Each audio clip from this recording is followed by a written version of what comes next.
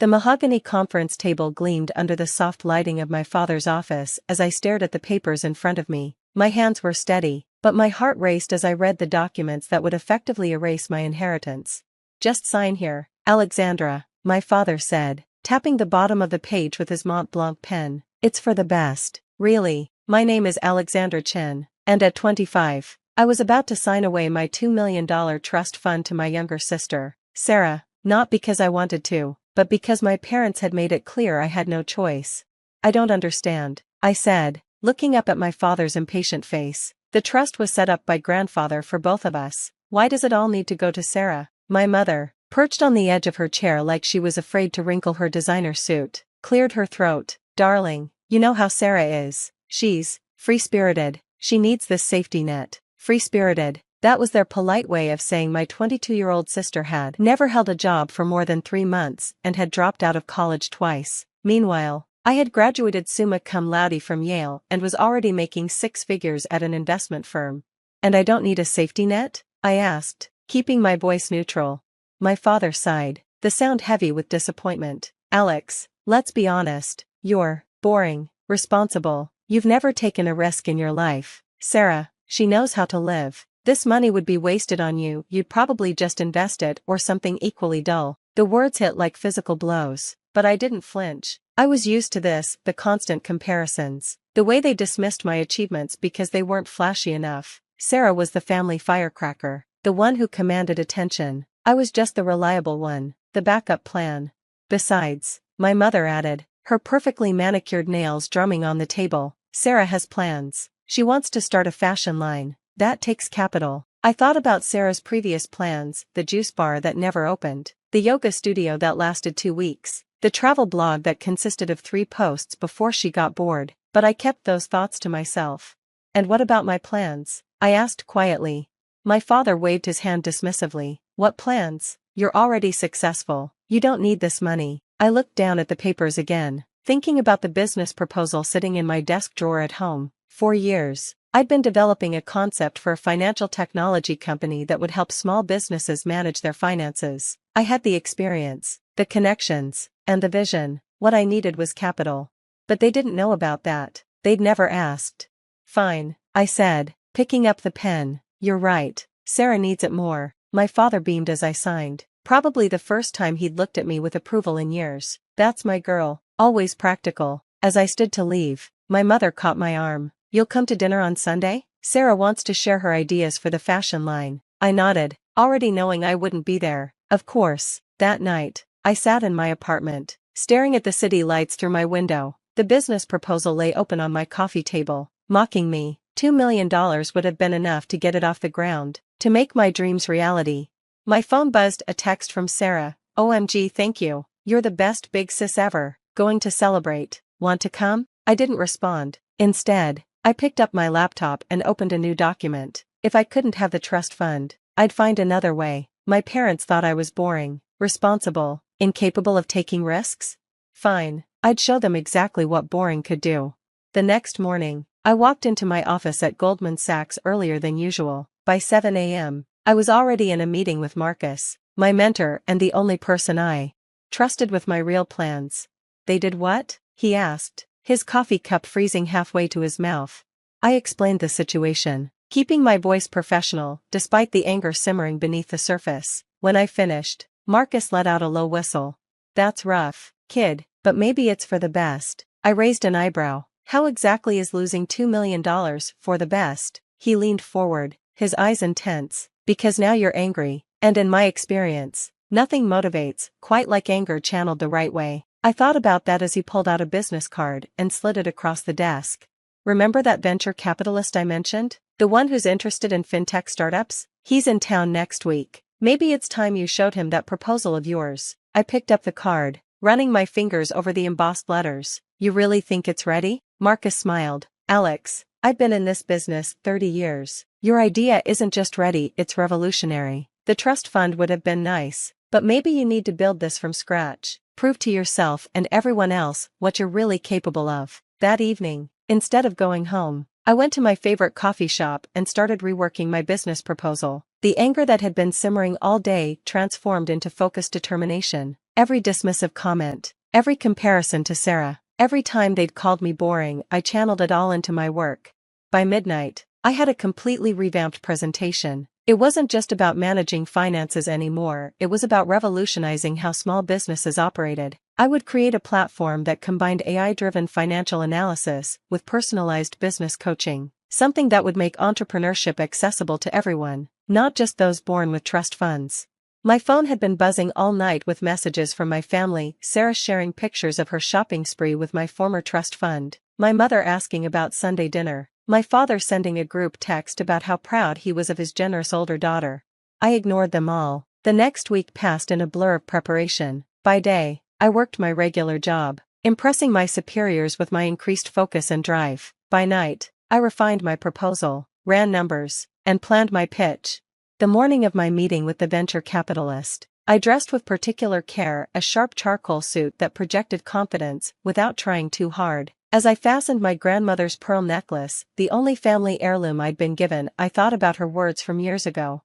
Sometimes, Alexandra, she'd said, people will underestimate you because you're quiet, because you think before you act. Let them. There's power in being underestimated. The venture capitalist, Mr. Hammond, wasn't what I expected. Instead of the aggressive shark I'd imagined, he was a quiet, thoughtful man who listened intently as I walked him through my presentation. Your numbers are solid, he said when I finished, but what interests me more is your vision. You're not just creating a product, you're trying to democratize financial success. I nodded, feeling a surge of hope. Everyone deserves a chance to build something meaningful, not just those who were born with advantages. He studied me for a long moment. You know, most people who come to me, they're all about the quick win, the flashy exit strategy, but you're playing the long game. Yes, I said simply, I am. He smiled. Good, because so am I. He pulled out a document from his briefcase. Let's talk numbers. 3 hours later, I walked out of his office with a commitment for $5 million in funding, more than double what my trust fund would have been. But more importantly, I had a partner who believed in my vision, who saw my responsibility not as boring, but as a strength. As I headed back to my apartment, my phone buzzed with another text from Sarah. Just signed lease on a storefront. Fashion empire, here I come. Dinner Sunday to celebrate? I typed back my first response in days. Can't. Building my own empire. Then I turned off my phone, opened my laptop, and started planning. My parents thought they knew me, thought they could predict my every move. They were about to learn how wrong they were. 1 year after signing away my trust fund, I stood in an empty office space in downtown Manhattan, surrounded by the bare bones of what would become Ascend Financial Technologies. The morning sun streamed through floor-to-ceiling windows, illuminating the dust motes dancing in the air.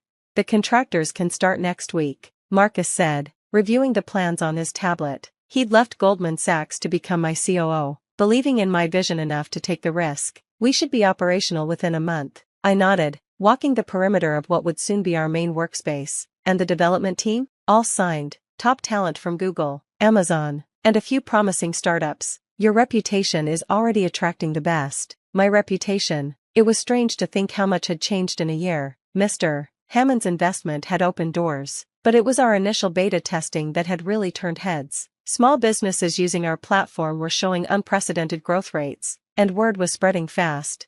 Have you heard from your family? Marcus asked carefully. I shook my head. After my cryptic text to Sarah, I'd maintained minimal contact. Christmas cards, brief responses to group messages, polite excuses for missed family dinners. They knew I was working on something, but in their world, if it wasn't making headlines or throwing lavish launch parties, it didn't register. Sarah's fashion line had opened with great fanfare, my trust fund paying for a glamorous storefront and a star-studded launch party. Last I heard, they were already struggling to make rent. They'll notice soon enough, I said, turning back to the plans. But first, we have work to do. The next few months were a blur of 18-hour days and endless decisions. I threw myself into every aspect of the business, from fine-tuning our AI algorithms to personally meeting with our first major clients. My apartment became more of a storage space than a home, my life revolving around the office and our growing team. 6 months after we moved into the office, we hit our first major milestone, 1,000 active business clients, with a waiting list growing daily. The New York Times ran a feature on us, highlighting how we were transforming small business finance. That evening, as I was reviewing the latest performance metrics, my assistant knocked on my office door. Ms. Chen, your sister is here. I looked up, surprised. Sarah stood in the doorway, looking uncomfortable in her designer clothes and perfectly styled hair. She'd lost weight, and there was a tension around her eyes I'd never seen before. Nice place, she said, glancing around my office. Very corporate. What do you want, Sarah? She fidgeted with her handbag. Hermes, probably bought with my former trust fund. I need help. The fashion line. It's not going well. I thought maybe, since you're doing this finance thing, I repeated slowly, is not a bailout service for failed passion projects. That's not fair. I worked hard. Did you? I cut her off. Did you spend months developing a business plan? Did you research your market? Did you calculate your runway and burn rate? Or did you just throw money at it and hope it would work? She stared at me, tears welling in her eyes. Why are you being so mean? I'm your sister. Yes, you are. The sister who took my trust fund because she needed it more. The sister who never once asked what my plans were for that money. Mom and Dad said. Mom and Dad were wrong. I stood up, walking to the window. But this isn't about the money, Sarah. It's about respect. None of you ever respected me or my choices. You saw me as boring, reliable Alex, good for nothing except cleaning up your messes. She was crying openly now. I'm sorry, I didn't know. No, you didn't. Because you never asked. I turned back to her. I can't help you with money, but I can give you advice. Learn from this. Stop looking for easy answers and quick fixes. Build something real. The business is real, she protested weakly. No, it was a fantasy funded by my trust fund. There's a difference. I sat back down, effectively ending the conversation. Good luck, Sarah. After she left, I sat in my office for a long time, thinking about how different our paths had been. Sarah had been given everything: money, support, endless chances to fail. I'd been dismissed, underestimated, forced to build from nothing. And maybe that had been my real advantage all along. The next morning, I received an email from my father. Alexandra, Sarah told us about your meeting. Your behavior was unacceptable. Family helps family. You've changed, and not for the better, Dad. I typed a short reply. You're right, I have changed. I'm not your backup plan anymore. I'm the CEO of a company that's about to change the financial industry, and I did it without your help or approval, Alexandra. Then I turned back to my work. There would be time for family drama later. Right now, I had an empire to build. 3 months later, Ascent Financial Technologies was valued at $100 million after our Series B funding round. The Wall Street Journal ran a profile calling me the future of fintech. Our client waiting list had grown to over 10,000 businesses. And still, my family didn't really understand what I was building. They saw the headlines, heard the buzz, but to them, it wasn't real success, not like Sarah's fashion line had been, with its glamorous parties and society connections. That was about to change. I scheduled a board meeting for the following week, knowing my parents would see the announcement in the business press. Sure enough, my mother called the next day. Darling, why didn't you tell us about this board meeting? Your father knows several excellent potential board members. The board is already set. Mom, I interrupted, but you and Dad are welcome to attend as observers. In fact, I insist. There was a pause. Well, yes, of course, we'd love to. I smiled as I hung up. Everything was falling into place. The morning of the board meeting, I arrived early to ensure every detail was perfect. The conference room on the top floor of our building offered a stunning view of the city. The table was set with leather portfolios containing our latest financials, and the catering was immaculate. My parents arrived 15 minutes early, dressed as if for one of their charity galas. My father's eyes widened as he took in the scope of our operations, the hundreds of employees, the energy humming through the office. Alexandra, he said, trying to maintain his usual authoritative tone, this is impressive. I smiled politely. Thank you. Shall we begin? The board meeting began precisely at 9 a.m. I sat at the head of the conference table, my parents positioned near the middle where they could see everything exactly as I'd planned. Welcome everyone, I began, standing to address the room. Before we discuss our quarterly results, I'd like to introduce our newest board member. The door opened, and Mr. Hammond walked in. My father straightened in his chair. Even he knew who David Hammond was. Many of you know Mr. Hammond as our first investor, I continued. What you might not know is that he's just agreed to lead our Series C funding round, with a valuation of $500 million. The room erupted in quiet murmurs. My mother's hand flew to her pearl necklace, her nervous tell. My father's face had gone slightly pale. But that's not all, I said, Clicking to the next slide, we're also announcing our acquisition of Chin Global Solutions. Now my father did react, jerking forward in his chair. Chin Global Solutions was his company's main competitor in the import-export business, a company that had been steadily eating away at his market share for the past year. How? What? He sputtered. I smiled. Oh, I should mention, we've been quietly backing Chin Global's digital transformation for the past 8 months. Our AI-driven logistics solutions have helped them capture 40% of the market, which is why they were happy to become part of Ascend's growing portfolio. The blood drained from my father's face as he finally understood. While he'd been dismissing my company as some vague finance thing, I'd been systematically building the tools that would revolutionize his industry, and I'd helped his biggest competitor use them first. Now, I continued, moving to the next slide, let's talk about our expansion plans. The rest of the meeting passed in a blur of numbers and projections, each more impressive than the last. My parents sat in stunned silence as board members praised our growth, our innovation, our vision for the future. When the meeting ended, my father approached me as others filed out. Alexandra, he said, his voice strained, we need to talk, do we? I gathered my papers calmly. About what? How I'm too boring, too responsible? Or about how you gave away my trust fund because Sarah needed it more? That's not fair, my mother interjected. We were trying to help your sister. No, I said sharply, you were doing what you always did, prioritizing Sarah's whims over my work. You never once asked what I planned to do with that money. You never took my ambition seriously. But this, my father gestured around the office. Why didn't you tell us? I laughed. The sound hollow. Would you have listened? You didn't listen 3 years ago when I tried to tell you about my business plan. You didn't listen when I said I had dreams of my own. You were too busy managing Sarah's latest crisis to notice what I was building. We didn't know dash. Exactly. You didn't know because you didn't care to know. I straightened my jacket. Now, if you'll excuse me, I have a company to run. Wait, my father said, reaching for my arm. Let us help. I can offer guidance, connections, like the guidance you offered Sarah. I pulled away. No thank you. I built this on my own. Despite you. Not because of you. And now my company is worth more than yours. The truth of that statement hung in the air between us. In 3 years, I had built something larger and more valuable than the business he'd inherited and run for 30 years.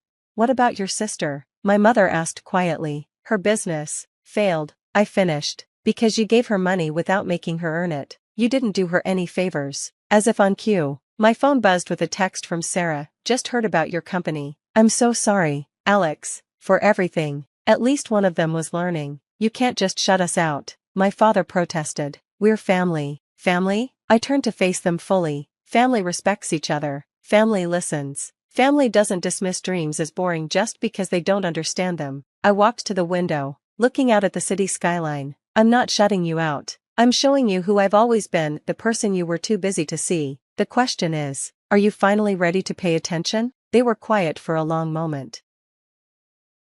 Finally, my mother spoke, her voice small. We were wrong, Alexandra, about everything. Yes, I agreed. You were. Can we start over? My father asked. I turned back to them. Seeing them clearly, 2 people who had lived so long in their narrow view of success that they'd failed to see it taking shape right in front of them.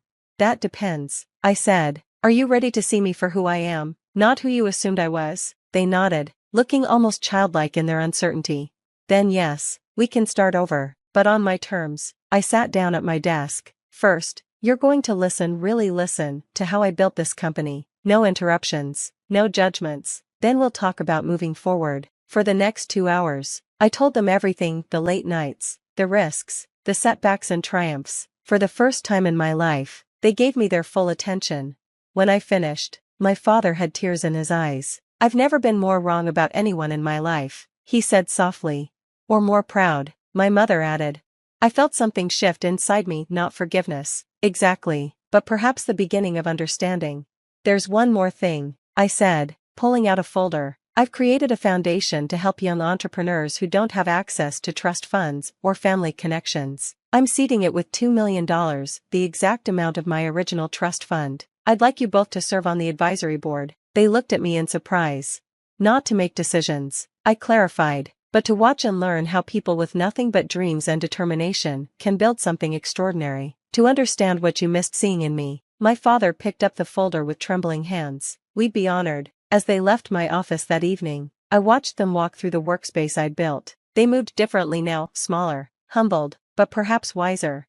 My phone buzzed with another text from Sarah. Had my first job interview today, starting from scratch. Thanks for the wake-up call. I smiled as I replied, proud of you, sis. Want to get coffee and talk about real business plans? The sun was setting over Manhattan as I gathered my things to leave. On my desk sat a small photo I'd recently added, my younger self and my grandmother's pearl necklace. She'd seen my potential long before anyone else. You were right, Gran, I whispered. There is power in being underestimated. I walked out of my office, past the sign that read Ascend Financial Technologies Alexandra Chin, CEO and founder, and into the future I'd built for myself. My family had thought they were teaching me a lesson by taking away my trust fund. Instead, they'd taught themselves one about the danger of underestimating a quiet girl with big dreams and the determination to make them real. Sometimes the best revenge isn't about getting even, it's about rising so far above what others thought possible that they have no choice but to look up and wonder how they ever missed seeing you soar.